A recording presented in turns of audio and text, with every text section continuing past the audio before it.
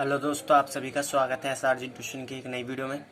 जैसे हम चैप्टर 2 पढ़ रहे थे रिप्रोडक्शन या फिर sexual reproduction in flowering plants, आज हम उसी का एक एंड टॉपिक पढ़ेंगे। ठीक है, और इस टॉपिक के साथ साथ ये वीडियो ख़त्म हो जाएगी और ये वीडियो है सीड्स। इससे पहले के जितने भी हमारे लेक्चर्स हैं वो सारे अपलोडेड हैं यूट्यूब पे। ठीक है, आपको प्लेलिस्ट मिल जाएगी, लिंक डिस्क्रिप्शन में गिवन है, वहाँ से आप सारे टॉपिक्स देख सकते हैं। और अगर आपको इस चैप्टर के नोट्स चाहिए या फिर क्लास 12th बायोलॉजी के किसी भी चैप्टर के नोट्स चाहिए तो उसके लिए आप मुझे व्हाट्सअप कर सकते हैं। जो व्हाट्सअप नंबर है वो भी डिस्क्रिप्शन में गिवन है। चलिए स्टार्ट करते हैं आज की वीडियो को। सबसे पहले सीड्स बनती कैसे है।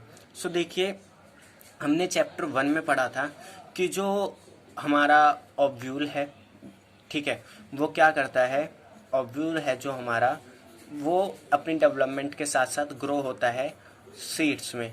ठीक है, हम एक तरीके से क्या पढ़ेंगे यहाँ पे, फुली डेवलप ओव्यूल के बारे में पढ़ेंगे कि वो किस तरीके से, जो उसके अंदर ओव्यूल के अंदर जो हमारा बेसिकली एम्ब्रियो सैक होता है, ठीक है, और सीड के अंदर जो हमारा एम्ब्रियो होता है, डेवलप एम्ब्रियो या फिर फुली मैच्योर एम्ब्रियो, उसको किस तरीके से प्रोटेक्शन प्रोवाइड करता है, ये सब चीज़ें हम पढ़ने वाले हैं। चलिए स्टार्ट करते हैं आज के टॉपिक को। In angiosperm double fertilization produce two structure. तो जैसा हमें पता है कि एंजियोस्पर्म में डबल फर्टिलाइजेशन होता है जो दो स्ट्रक्चर को प्रोड्यूस करता है। एक हमारा होता है डिप्लॉयड जाइगोट या फिर जिसे हम oospore भी कह सकते हैं, और एक हमारा होता है ट्रिप्लॉयड प्राइमरी एंडोस्पर्म सेल जो बनता है ट्रिपल फ्यूजन की वजह से। Endosperm provide nourishment to growing embryo, और जो एंडोस्पर्म है वो क्या करता है, डेवलपिंग एम्ब्रियो को नरिशमेंट प्रोवाइड करता है। ठीक है, अब इस नरिशमेंट जब वो प्रोवाइड करता है डेवलपिंग एम्ब्रियो को, तो जब एम्ब्रियो फुली मैच्योर हो जाता है तो उसमें हमारे पास दो केसेस आते हैं कि एक में या तो एंडोस्पर्म पूरा कंज्यूम हो चुका हो या फिर किसी किसी सीड्स में क्या होता है, एंडोस्पर्म बच जाता है। तो इसके बेसिस पे जो सीड्स हैं वो दो तरीके की होती हैं, एंडोस्पर्मिक एंड नॉन एंडोस्पर्मिक। ठीक है, तो सबसे पहले हम पढ़ते हैं endospermic seed. The seed in which the endosperm persist as a food storage tissue, such seed are called endospermic. ऐसे सीड्स जिनमें एंडोस्पर्म जो है परसिस्ट मीन्स रह जाता है as a food storage tissue, ऐसे सीड्स को हम कहते हैं एंडोस्पर्मिक सीड्स या फिर एल्बुमिनस सीड। ठीक है, ये जो हम सीड पढ़ रहे हैं ये काफ़ी इंपॉर्टेंट है। ये बोर्ड एग्जाम में बेसिकली डेफिनेशन में पूछ लेता है 1 या फिर 2 मार्क्स में, तो इसे आप याद रखिएगा। उसके बाद हम बात करते हैं नॉन एंडोस्पर्मिक या फिर एक्सल्बुमिनस सीड के बारे में। ठीक है, seed in which endosperm is completely eaten up by growing embryo is known as non endospermic seed. ऐसी सीड्स जिसमें एंडोस्पर्म जो है वो कम्प्लीटली कंज्यूम हो जाता है या फिर कम्प्लीटली ईटन कर लिया जाता है ग्रोइंग एम्ब्रियो के द्वारा, ऐसी सीड्स को हम क्या कहते हैं, नॉन एंडोस्पर्मिक सीड। एग्जाम्पल के लिए पी, ग्राम बीन, अपसेक्ट्रा। अब कई सीड्स में क्या होता है कि ये तो हमने अभी बात करी एंडोस्पर्म की, कई सीड्स में क्या होता है जो न्यूक्लियस है वो भी बच जाता है। ठीक है, एज जो बचा हुआ न्यूक्लियस होता है किसी भी सीड्स में उसे हम कहते हैं perisperm. In some seed remain of nucleus persist, कुछ सीड्स में न्यूक्लियस बच जाता है। The residual nucleus which persist in seed is called perisperm. वो न्यूक्लियस जो सीड में बच जाता है उसे हम कहते हैं पेरिस्पर्म। एग्जाम्पल के लिए कॉफ़ी, कास्टर, इन सब में क्या है, हमें पेरिस्पर्म देखने को मिलता है। इसके बाद हम पढ़ते हैं एक टर्म जिसका नाम है डोरमेंसी। ये क्या होता है, इन सीड द एम्ब्रियो ओशर in state of inactivity called dormancy. Means seed में जो एम्ब्रियो मौजूद होता है वो इनएक्टिव फॉर्म में होता है या फिर कहीं इनएक्टिव होता है, और इसी स्टेज को, एम्ब्रियो की इसी स्टेज को हम क्या कहते हैं, डोरमेंसी। ठीक है, the micropyle of ovule is change in micropyle of seeds. जो माइक्रोपाइल होता है ओव्यूल का, ठीक है, जहाँ हमने पढ़ा था इंटीग्यूमेंट एब्सेंट होती है उस जगह को हम कहते हैं माइक्रोपाइल ऑफ ओव्यूल, वो चेंज हो जाता है माइक्रोपाइल ऑफ सीड में, और उसी माइक्रोपाइल के पोर के द्वारा जो ऑक्सीजन है और जो वाटर है वो सीड में एंटर करते हैं जर्मिनेशन के टाइम पे, मीन्स जब एक नई न्यू प्लांट का फॉर्मेशन करना होता है। The tissue of ovary wall is also stimulated to grow with development of seed. It produces a fruit wall और pericarp। और जो देखिए ओवरी के बाकी जो टिश्यूज होते हैं उसकी जो इंटीग्यूमेंट्स होती हैं जैसे, ठीक है, या फिर जो वॉल्स होती हैं वो भी क्या करती हैं, एम्ब्रियो के डेवलपमेंट के साथ साथ ग्रो करती हैं, ठीक है, या फिर सीड की डेवलपमेंट के साथ साथ ग्रो करती हैं। और जो फ्रूट क्या करती हैं, फ्रूट वॉल का या फिर जो फ्रूट की लेयर होती है मीन्स पेरिकार्प का फॉर्मेशन करती है। जैसे आपने मैंगो को देखा हो, मैंगो के ऊपर एक छिलका जो होता है वो बेसिकली क्या है, पेरिकार्प है, ठीक है। अब फ्रूट के फॉर्मेशन की वजह से कि फ्रूट के फॉर्मेशन में कौन कौन से फ्लावर के पार्ट्स आए हैं, कौन से नहीं आए हैं, उनके बेसिस पे फ्रूट दो तरीके के होते हैं। तो सबसे पहले हम पढ़ते हैं false fruit. In some fruit thalamus and other floral part also show proliferation along with development of ovary wall.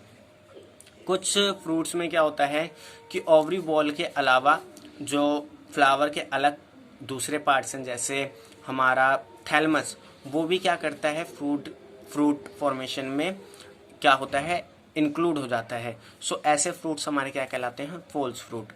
True fruits, उसके बाद हम पढ़ते हैं fruit in which no part of flower develop along with ovary. ऐसे fruit जिनमें flower का कोई भी पार्ट ओवरी के साथ डेवलप नहीं करता फ्रूट फॉर्मेशन के लिए, ऐसे फ्रूट को हम क्या करते हैं, true fruit.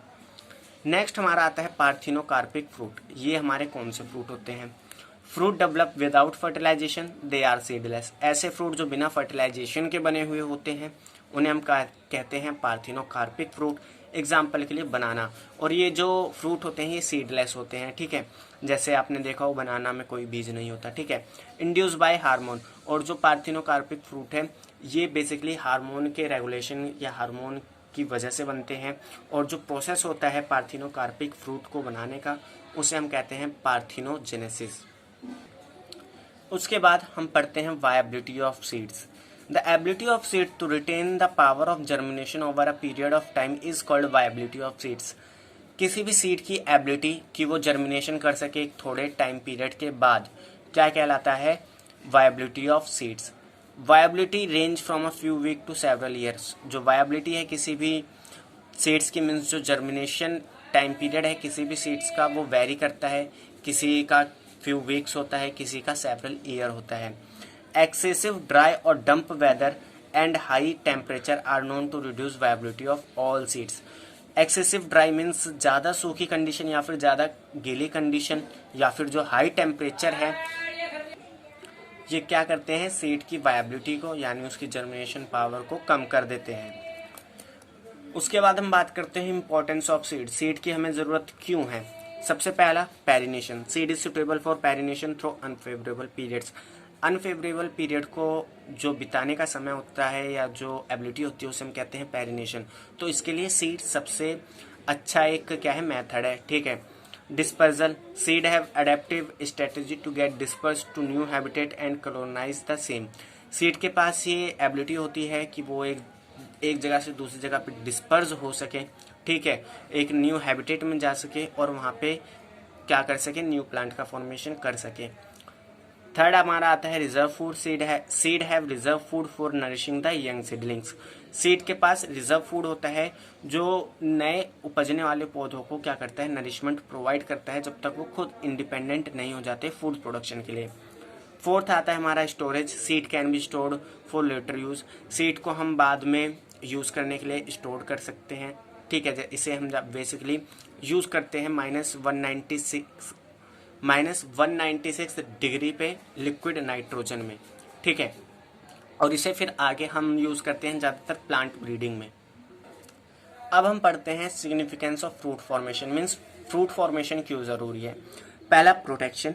Fruit protect the developing seed from mechanical injury, insect and unfavourable climatic condition.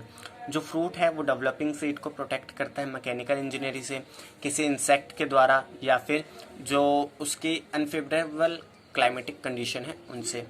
Second है dispersal. Fruit help the seed in dispersal to distance places.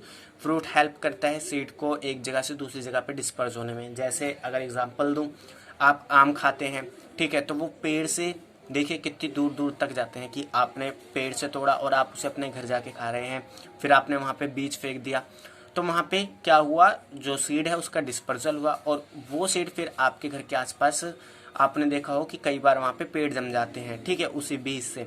तो वो क्या है, एक डिस्पर्जल का मीडियम प्रोवाइड करते हैं। Food to animal.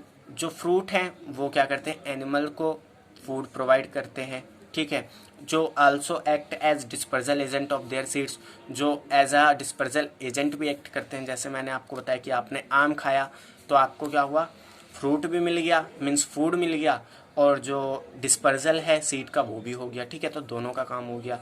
उसके बाद importance to human, fruit are source of food, protein, oil, organic acid, vitamin and sugar and minerals. तो ये ह्यूमंस के लिए बहुत ज़्यादा ज़रूरी है, क्योंकि ये एक्ट करता है एज अ फूड, और प्रोटीन का सोर्स है, ऑयल का सोर्स है, विटामिन, मिनरल, शुगर, बहुत चीज़ें जो हमें फ्रूट से मिलती हैं। इसके बाद हम बात करते हैं एपोमिक्सिस। ये क्या होता है? It is a type of asexual reproduction on reproduction which mimics sexual reproduction but provide seed without fertilization. Apomixis एक असेक्सुअल रिप्रोडक्शन है जो क्या करता है, सेक्सुअल रिप्रोडक्शन को मिमिक्स करता है, मीन्स उसकी कॉपी करता है, लेकिन वहाँ पे जो फर्टिलाइजेशन है वो नहीं होता। उसके बाद हम बात करते हैं पॉली एम्ब्रियोनी। पॉली एम्ब्रियोनी क्या होती है? Oceans of more than one embryo in a seed.